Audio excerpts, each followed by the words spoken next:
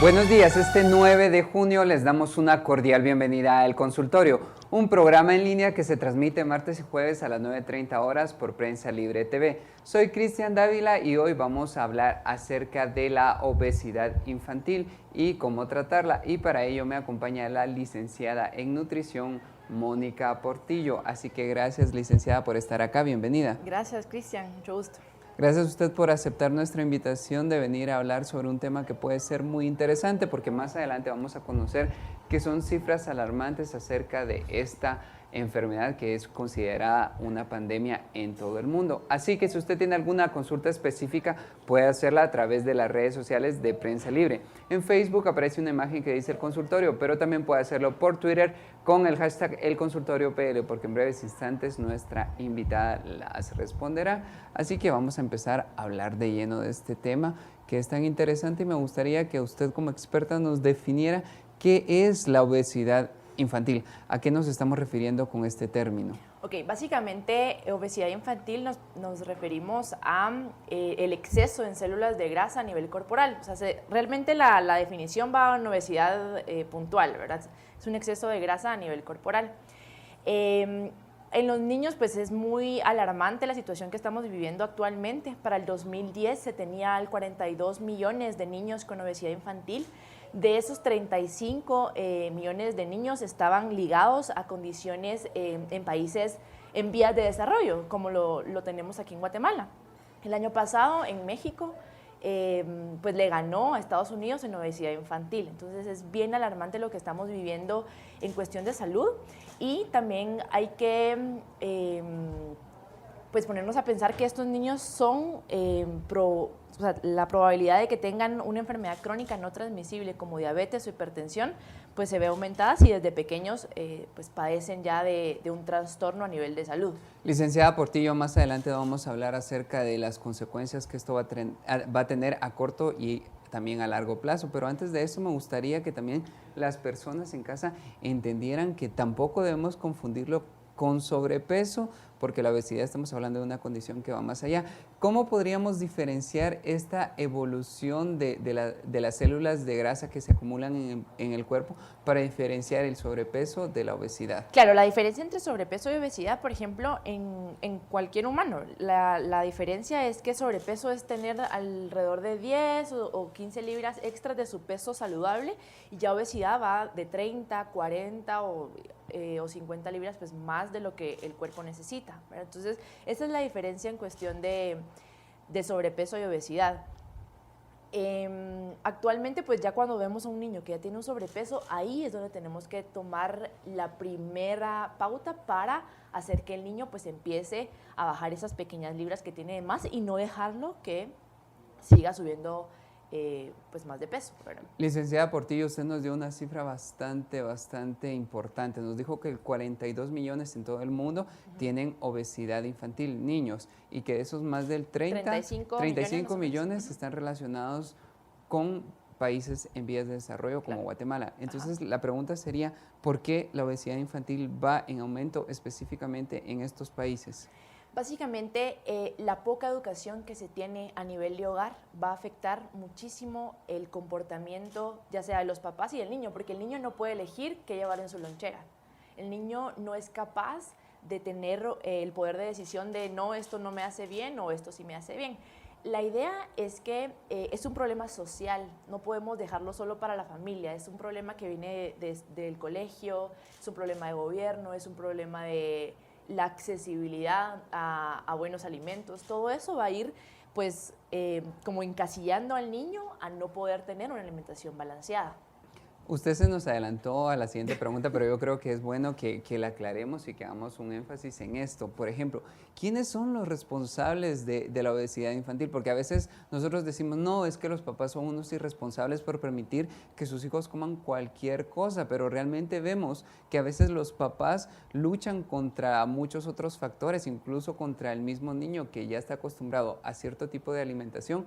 Entonces, ¿la responsabilidad sobre quién cae? ¿Es un círculo o quiénes son? Ajá, realmente es como cuando platicamos de que es un problema social, es multifactorial. O sea, las causas van, como les decía, a una poca accesibilidad a productos de buena calidad, también el que un niño esté muy alejado de un mercado o algo que le ofrezcan opciones saludables también, ¿verdad?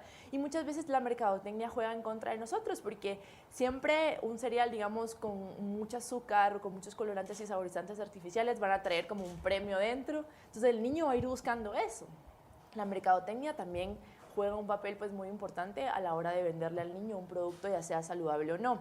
Y también el hecho de que los papás no tengan una educación saludable. Entonces, también lo que nosotros hacemos es el poder prevenir estas enfermedades. Entonces, ayudando a los maestros, aconsejándoles a que tengan una educación en el colegio del niño saludable.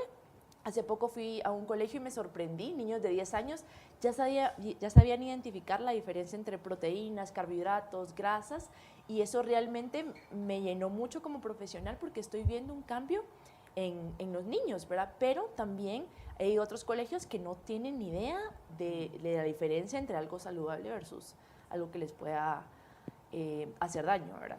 Usted tocó varios temas importantes. Empezamos con el primero, cómo la mercadotecnia y los anuncios nos ayudan, bueno, no, decir, afectan de tal manera que todo lo que podría ser malo, si lo comemos en exceso, es lo que mejor se vende. Esto que tanto afecta, por ejemplo, la labor que hacen las nutricionistas para realmente decir, bueno, prefieran cereales integrales frente a uno muy azucarado. Claro, o sea, nosotros como nutricionistas tenemos que darle a conocer las consecuencias, primero de consumir un cereal muy azucarado, ¿sí? Y luego también va a la educación, porque nos pueden vender un producto súper bonito por fuera, pero ¿qué dice la etiqueta nutricional? Varios de nuestros pacientes no saben y no conocen cómo leer una etiqueta nutricional. Entonces, si llegan niños en clínica, es bien importante que el papá o la mamá sepa cómo leer una etiqueta nutricional y cómo identificar un alimento saludable versus un no tan saludable. Licenciada Portillo, usted nos acaba de hablar de las causas sociales que inciden en la obesidad infantil.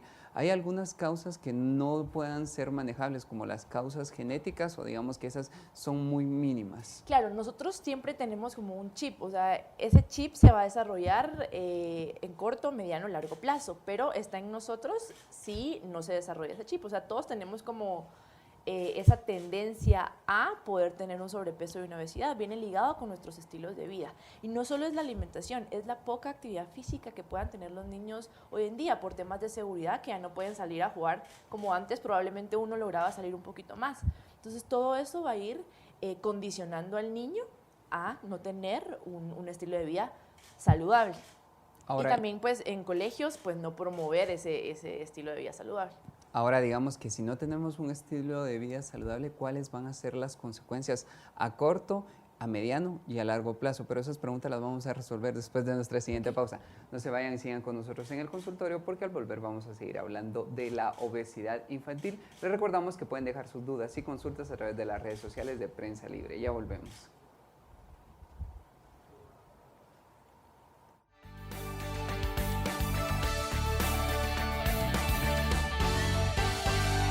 Si ignoras lo que sucede en el país, nunca serás libre. Pero si realmente quieres ser libre, lee, investiga, piensa. Infórmate a la mañana, al mediodía, en el bus. Y si no has empezado o sientes que no es para ti, entiende que ser libre no tiene edad ni condición social. Es por eso que soy prensa, soy libre. Prensa Libre, un periodismo que evoluciona.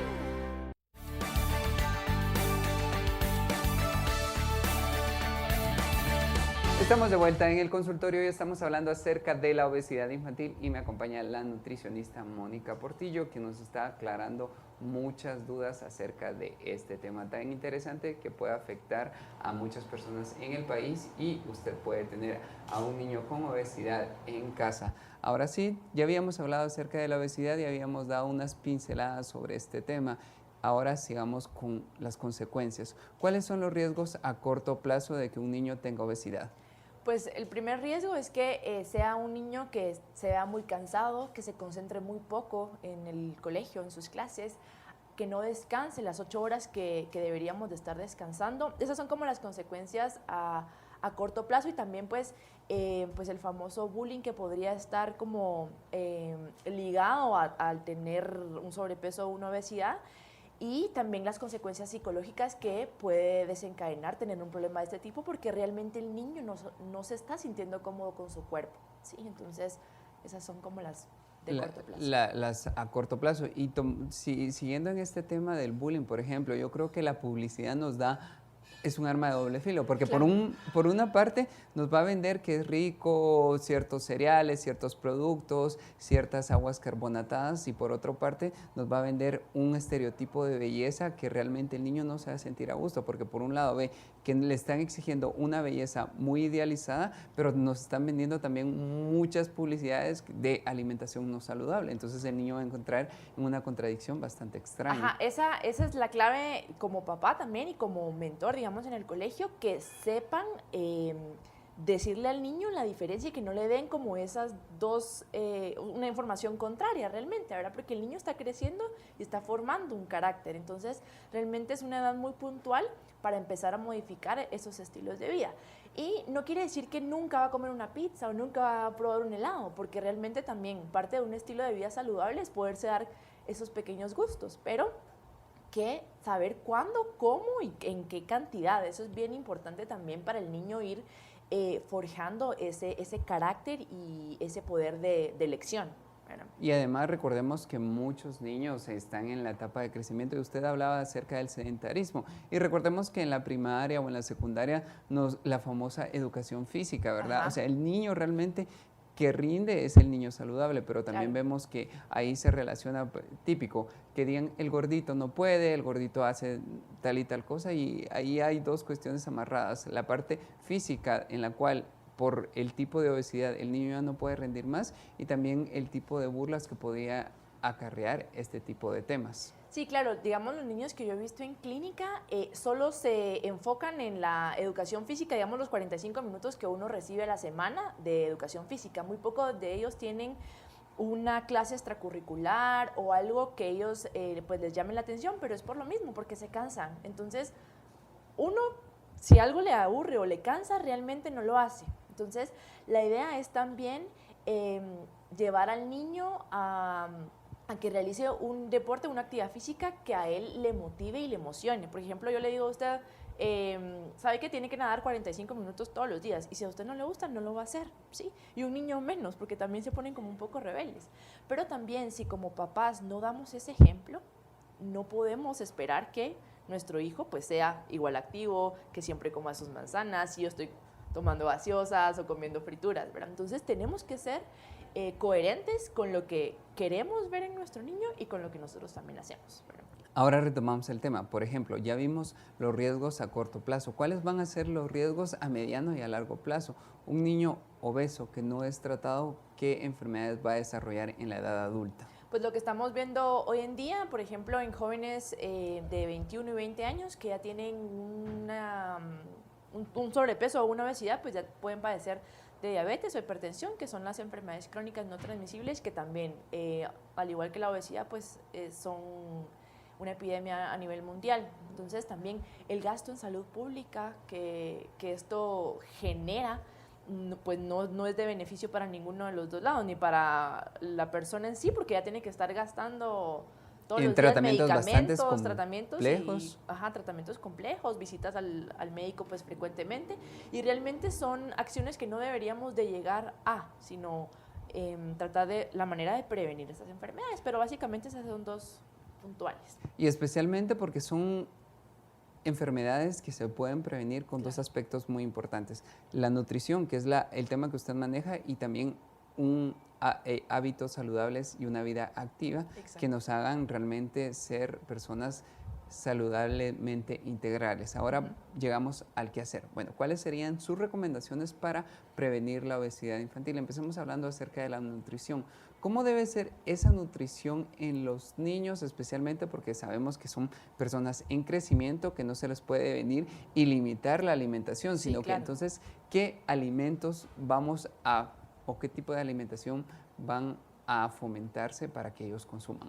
Claro, Cristian, como decía, realmente en un niño no podemos cortar calorías porque sigue creciendo. Entonces, la idea es modificar esos alimentos. Básicamente, la primera clave es que el niño desayune siempre antes de ir al colegio, porque eso va a definir su apetito durante todo el día. Entonces, el desayuno es fundamental. Obviamente, tiene que ser un desayuno completo, con frutas, cereales, lácteos, ¿sí? Que la lonchera sea saludable. No se vale solo estar metiendo galletas, frituras y jugos saborizados, azucarados, ¿verdad? Entonces tendríamos que también tener en la lonchera frutas, granos, algún pan integral con jamón o con queso, evitar también mayonesas, evitar ketchup también, que son productos que no solo son altos en grasa, sino también en azúcares. Entonces le estamos dando al niño azúcares que probablemente estén escondidos, no como tal, ¿verdad? Que los refrescos sean naturales, rosa jamaica, limonada, endulzadas con muy pocas azúcares y si se puede pues no endulzar. Realmente el niño va adaptando su paladar a lo dulce, pero si desde pequeños les enseñamos a no endulzar, él se va a acostumbrar a los sabores y ya vamos a ser adultos que toman café sin azúcar, té sin azúcar, bebidas sin azúcar. Y al final de cuentas, perdón que la interrumpa, realmente ese tipo de cuestiones ya traen un tipo de sabor que si la persona se acostumbra lo va a poder apreciar sin necesidad de ningún problema. Agregarle nada más. Así es. Entonces la idea es ir fomentando también el paladar y acostumbrarnos a los sabores naturales que las frutas y los vegetales y todo nos puede aportar. Estábamos en la parte de la lonchera. De la lonchera saludable. Entonces, pues básicamente eso, que la lonchera sea balanceada, también cambiar los alimentos, no todos los días por mandarle la misma fruta, no todos los días los mismos vegetales, porque también, así como nosotros nos podemos aburrir, los niños también, pues, se podrían aburrir de las mismas opciones. Y digamos que en este caso también se recomiendan las 5 comidas que ustedes recomiendan, claro, ¿verdad? Incluso podrían llegar hasta comer 6 veces, porque también en el colegio hacen 2 recreos a lo largo de la mañana. Y yo siempre, a los niños que veo en clínica, siempre les pido que almuercen en su segundo recreo, porque es al mediodía. Lo que pasa es que la mayoría de los niños van almorzando 3:30, 4, porque el bus llega a esa hora a su casa. Entonces ahí hacen un desbalance en los horarios. Entonces es mejor que la mamá le mande el almuerzo a la hora del segundo recreo y ya a las 3 o 4 ya estaría tomando una refacción. Y ya pues 6:30, 7 de la noche pues podría cenar y tratar la manera de que duerma temprano también, porque el dormir también es base en el estilo de vida saludable. Entonces, digamos que usted ya nos dijo que no hay que limitar ningún alimento, pero podríamos decir que hay alimentos que son un poco más dañinos. Entonces, ¿cuáles son esos alimentos que debemos evitar o consumirlos con menos periodicidad para que el niño pues no se exponga a tantas grasas y calorías? ¿Cuáles serían esos alimentos que realmente debemos dejar de consumir? Bueno, claro, todo lo que venga con azúcar refinado, o sea, los postres, las galletas estas muy azucaradas o con mucho chocolate, eso debería estar pues de vez en cuando, poderse dar un pequeño gusto. Los cereales sí los deberíamos de llevar de manera integral. Y también pues reducir el consumo en carbohidratos en general, por ejemplo, pan, tortilla, pasta, arroz, galletas y todo que los niños van comiendo, que esa es casi que la base de la nutrición de los niños y dejan a un lado las frutas y los vegetales. Entonces tenemos que integrar estos alimentos, pero en porciones adecuadas. Eso es básicamente. Es el momento de nuestra siguiente pausa. No se vayan y sigan con nosotros en el consultorio, porque al volver vamos a seguir dando consejos para que ustedes en casa prevengan la obesidad infantil. Les recordamos que pueden dejar sus dudas y consultas a través de las redes sociales de Prensa Libre. Ya volvemos.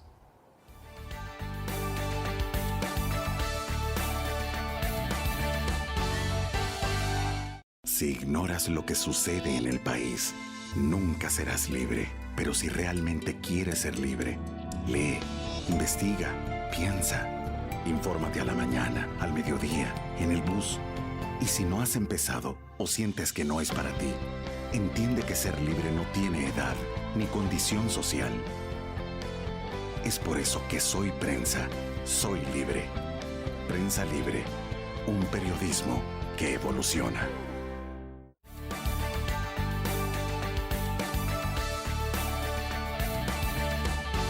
Estamos de vuelta en el consultorio y hoy estamos hablando acerca de la obesidad infantil y ya estamos en la recta final de nuestro programa para darle bastantes consejos prácticos que usted puede hacer en casa. Licenciada Portillo, anteriormente usted ya nos había dado cómo debe ser esa alimentación, ya nos había dicho que es ideal que comamos 5 veces, incluso podemos comer 6 veces siempre y cuando lo hagamos de manera equilibrada, porque ya nos dijo que no se trata de dejar de consumir los alimentos, sino de hacerlos de la manera correcta. Ahora viene la siguiente pregunta. Usted ya nos dijo que no debemos ponernos a dieta, pero ¿cómo hacemos para lograr ese cambio de hábito alimenticio si especialmente ya traemos varios años con eso? ¿Cómo se logran esos cambios alimenticios para irnos enfocando en hábitos saludables? Bueno, básicamente siempre la recomendación de visitar pues a un profesional en este tema. Realmente nosotras como nutricionistas lo que hacemos en clínica es darle esa educación nutricional que usted probablemente como papá pues no la ha tenido, ¿verdad? Entonces ahí ese es el principal factor, y llevar una educación nutricional. Y tratar la manera de que asegurar que nuestro plan de alimentación esté balanceado, ¿verdad? Que tenga todas las comidas y en proporciones que nosotros como nutricionistas pues vamos a aportarles a ustedes, ¿verdad? O sea, nunca se deje restringir de panes o de tortillas, pero que estén, pero así como con pinceladas, ¿verdad? Una pregunta bastante práctica, por ejemplo, a veces pareciera que es una cuestión genética, porque todos en la familia tienen como, digamos, que son delgados y hay un hijo en específico que es la persona que tiene sobrepeso y obesidad. En este caso, ¿cómo debe hacer la familia para cambiar los hábitos alimenticios y que no el niño sienta que es el único que es al que se le está limitando la comida? La familia, ¿qué papel juega y cómo se debe hacer esos cambios alimenticios en familia? Porque a veces pareciera que las otras personas van a decir, yo no lo necesito. Claro, sí, hay que recordar que el ser delgado no es sinónimo de estar saludable. Hemos tenido pacientes en clínica que son muy delgados con colesterol y triglicéridos por los cielos. Entonces, realmente tendríamos que ver que la familia cambiara por completo. Y tocó un tema muy importante porque también en clínica a veces llega la mamá y la niña le dice, ¿viste que eso no era bueno para mí? Entonces la mamá le responde, sí, pero yo no soy la que estoy a dieta. Entonces realmente ahí es donde empieza uno a decir, no, esto es un problema en familia. O sea, el cambio tiene que ser todos vamos a comer la porción de brócoli, todos vamos a comer la misma cantidad de carne. Bueno, no la misma porque también varía un poquito en proteína, si es hombre o mujer y todo. Y también por la edad. Y por la edad, pero sí tenemos que tratar la manera de que el alimento sea igual para todos, para que el niño no sienta diferencia, que ahí empieza a decir, ¿por qué solo a mí? ¿Por qué solo a mí? Entonces ahí empezamos a condicionar al niño pues empezar a pensar que las cosas pues no están bien con ellos. Y también otro problema que veo es que los papás obligan a los niños a terminarse el plato, cuando realmente el niño ya está empezando a decir, no, ya me llené. Entonces, si yo me tengo que terminar el plato obligatoriamente, yo en adulto me sirven 3 porciones y yo me las voy a acabar porque yo crecí con ese chip. Entonces, también como papás, ver, obviamente, si no ha comido nada, pues darle un poquito, pero sí tratar la manera de respetar cuando el niño dice, ya estoy lleno, porque realmente ahí empieza uno de los problemas de la obesidad a nivel mundial. Licenciada, y ahora hablemos acerca de consejos más prácticos. Por ejemplo, a veces se nos ha dicho que no se trata tanto del tipo de alimento, sino también la manera de cocción. Por ejemplo, ¿qué cocción es la que usted recomienda y cuáles son aquellos tipos de cocción que vamos a evitar porque van a aportar mucha más grasa y calorías que otras? Claro, de preferencia recomendamos que se consuman los alimentos cocidos, asados o horneados y dejar a un lado todo lo que tenga que ver con fritura. Incluso podríamos hacer una milanesa, pero en lugar de freírla, llevarla al horno, ¿sí? Entonces, realmente son cambios que tenemos que ir haciendo al momento de estar cocinando, y también pues a los niños involucrarlos un poquito más en la cocina, en el súper, para que ellos empiecen a sentir texturas, sabores y olores, que realmente desde ahí empieza una buena alimentación, en el conocer realmente los alimentos. Para ir cerrando este programa, ¿cuáles serían los 3 consejos que usted recomienda y que como experta sabe que son fundamentales para hacer esos cambios alimenticios que tanto necesitamos? Bueno, básicamente la educación nutricional a niños y padres de familia y a consejeros en el colegio. La actividad física constante es de todos los días. El niño por lo menos debería estar haciendo 1 hora diaria de ejercicio constante. Y También pues el involucrar a niños en diferentes actividades que tengan que ver con la alimentación o con actividades físicas en general. Ok, gracias ya. Entonces así llegamos al final de nuestro programa. Gracias, licenciada Portillo, por darnos esos consejos tan interesantes y por darnos también un panorama bastante completo sobre la obesidad infantil que tanto afecta en el mundo y también a países en vías de desarrollo como es Guatemala. Así que gracias a usted por haber venido. A usted, Cristian, por la invitación. Gracias. Entonces, si usted tiene alguna consulta específica, puede contactar a nuestra invitada en las formas de contacto que van a aparecer en su pantalla en este momento. Y les recordamos que pueden leer el resumen de este consultorio en la edición impresa de Prensa Libre. Mañana los esperamos nuevamente porque este programa se transmite martes y jueves por Prensa Libre TV. Hasta la próxima.